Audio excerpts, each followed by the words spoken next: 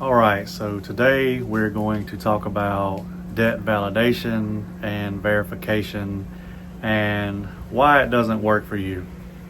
I'm sure you've seen all the videos on YouTube, Instagram, TikTok, and God knows where else about how all you got to do is send in a debt validation letter requesting certain things like a copy of the contract, copy of your signature, copy of any payments made to the original creditor, amongst other things.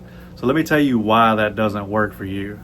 So when most consumers reach out to a credit repair company for their services to dispute negative information on their credit report, it's been past the 30 days of them receiving notice from, example, Portfolio Recovery collecting on a debt for Citibank.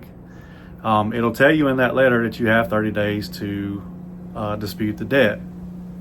Now, you can still dispute outside of that 30 days, but to request verification and validation, you can only do it in the first 30 days.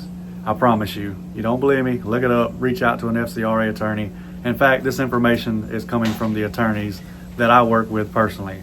So trust me when I say you can send those debt validation verification letters as much as you want. If it is outside of that 30 days, they don't even have to respond to it, no matter how many times you send that letter. And I just wanted to make this video because there's so much misinformation out there about credit repair, about debt validation and verification letters, that y'all need to know the truth. And again, this is not me just speaking regurgitated information. This is coming directly from the attorneys that I work with.